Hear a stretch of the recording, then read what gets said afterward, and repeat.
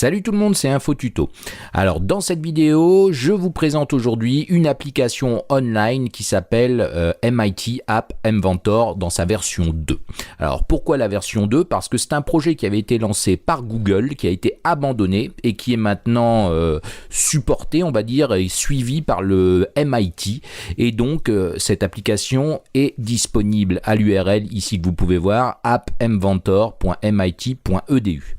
Alors en quoi ça consiste? Tout simplement à vous permettre de créer une application pour smartphone Android, smartphone évidemment ou tablette, de façon très facile, sans aucune ligne de code, sans connaître le développement. Alors je vous montre tout de suite comment ça marche. C'est lié à votre compte Google, donc vous faites ici sur le site Create Apps. Et vous arrivez sur cette interface. Alors ici on vous demande ici actuellement un sondage, mais on va le passer. Et donc vous pouvez voir que je suis logué ici avec une adresse Gmail et tous les projets ici qui sont actuellement vierges, mais si vous faites des projets, ils vont venir se stocker ici et vous allez pouvoir récupérer ça très facilement. Alors vous créez un nouveau projet, vous l'appelez comme vous voulez. Ici dans mon cas je vais l'appeler test. Et comment ça se présente? Vous avez ici l'affichage d'un smartphone. Vous avez ici des palettes avec dedans, vous avez tous des composants. Donc ces composants vont être divers et variés. Vous pouvez voir qu'ici c'est tout ce qui est user interface. Alors ce qui est intéressant aussi, c'est que c'est en anglais, mais vous pouvez passer ça en français, ce qui va permettre à ceux qui ne sont pas à l'aise avec la langue de Shakespeare, d'avoir tout les contrôles en français et même au niveau des blocs ensuite vous allez voir. Donc vous avez des contrôles comme des boutons, des sliders, des zones de texte de saisie. Vous avez ici dans la disposition tout ce qui va être arrangement au niveau de l'interface.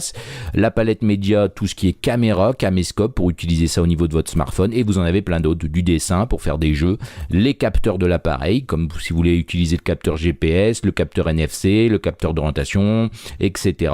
Vous avez ici une horloge pour récupérer le temps système ou faire des timers, parce que c'est important. Au niveau social, vous avez pas mal de choses, vous pouvez interagir avec votre téléphone, ici comme l'appel téléphonique, ou interagir avec les SMS reçus, etc. Vous avez d'ailleurs, vous pouvez faire très facilement ici avec les médias, il me semble, vous pouvez utiliser la reconnaissance vocale ou le texte à parole, text to speech, ou la traduction d'ailleurs, un service de traduction instantanée. Franchement, je l'ai testé, c'est super facile à utiliser. Vous pouvez très bien faire lire vos SMS très facilement. Vous avez aussi du stockage possible avec des fichiers ou des bases de données comme TinyDB, TinyWebDB, ou même les contrôles fusion de table. Donc ça, c'est les applications du Google Drive qui vous permettent en fait de gérer des applications online, enfin des données online avec votre application. Au niveau connectivité, vous avez ici le Bluetooth, vous avez plein de composants, donc je ne vais pas rentrer dans le détail parce qu'il faudrait faire un cours, mais vous allez voir, pour ceux qui sont assez à l'aise avec l'informatique, c'est très simple de l'utiliser. Vous avez aussi un composant expérimental ici qui est FirebaseDB, qui est en fait une base de données gratuite jusqu'à une certaine limite, mais vous allez pouvoir l'utiliser aussi. Des extensions, vous pouvez ajouter encore d'autres composants dedans. Alors comment ça va marcher? Je vais vous montrer un exemple très rapidement. Alors on va prendre ici un composant label qui affiche du texte. Pour ceux qui ont fait un peu de développement, ça va vous parler. Je peux ici modifier ses propriétés dans la colonne de droite. Par exemple, passer ici sa taille à 25. Je peux remplir le composant sur le parent, remplir le parent. On peut voir que ça prend toute la largeur de l'écran. Et ici, au niveau du centre, je peux centrer le texte sans aucun souci. Donc on peut voir que les composants sont ici, leurs propriétés sont à droite. Donc là, je vais vider le texte pour faire une application très simple. Je vais mettre ici un bouton en dessous. Je vais faire pareil, je vais remplir le parent par exemple, et ici on va lui mettre en propriété de texte affiché par exemple, peu importe.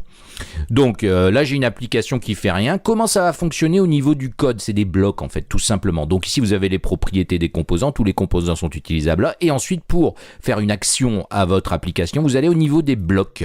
Alors ça rappelle Scratch pour ceux qui connaissent, c'est le même principe.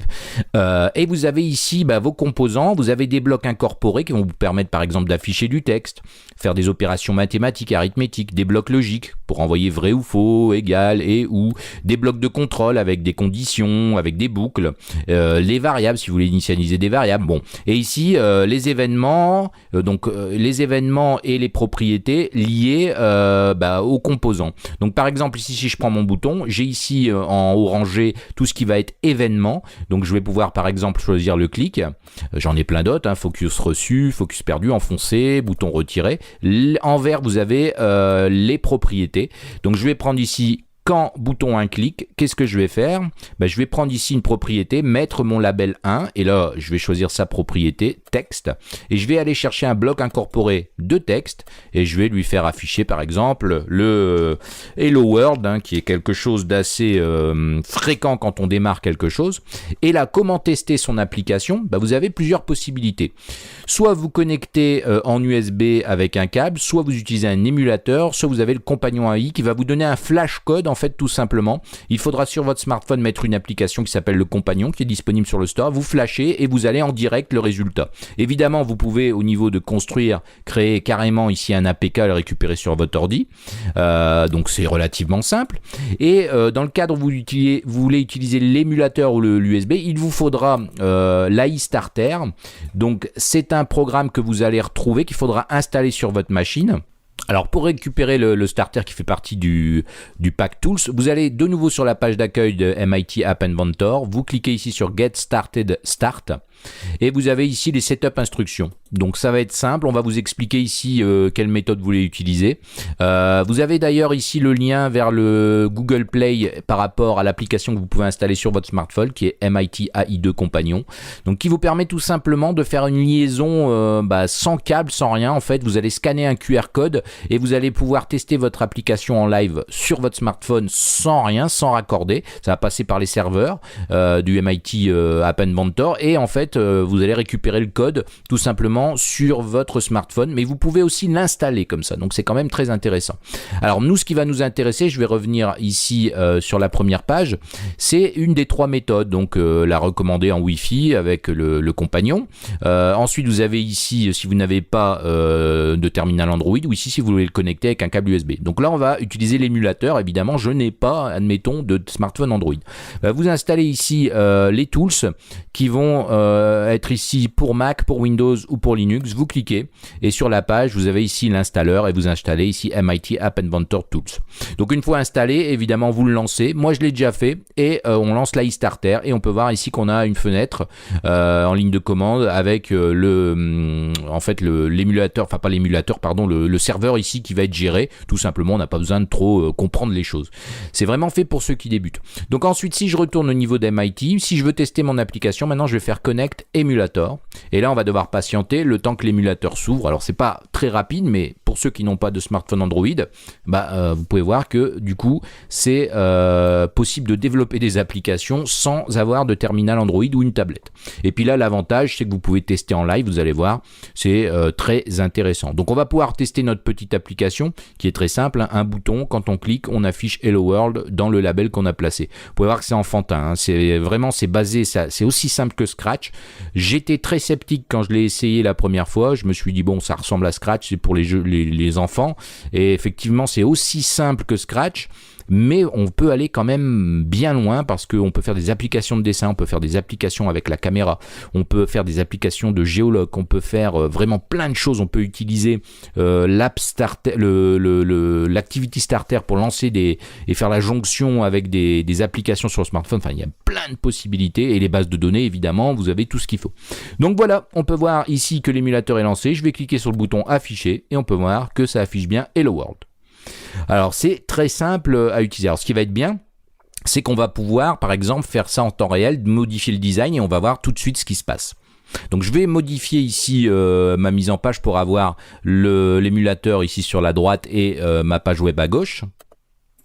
Voilà, et donc ici vous avez bien compris le principe. Je pourrais aussi par exemple, si je vais au niveau du label, j'ai d'autres possibilités. Par exemple, je peux changer le font size en cliquant sur le bouton. À ce moment là je ne vais pas affecter ici un bloc de texte, mais je vais afficher des maths, un bloc de maths, et je vais dire par exemple qu'il passe à j'ai mis 25, je vais mettre 35, et là on va mettre bonjour à la place des lots, qu'on voit bien le changement. Si je clique, j'ai bien bonjour avec une taille supérieure.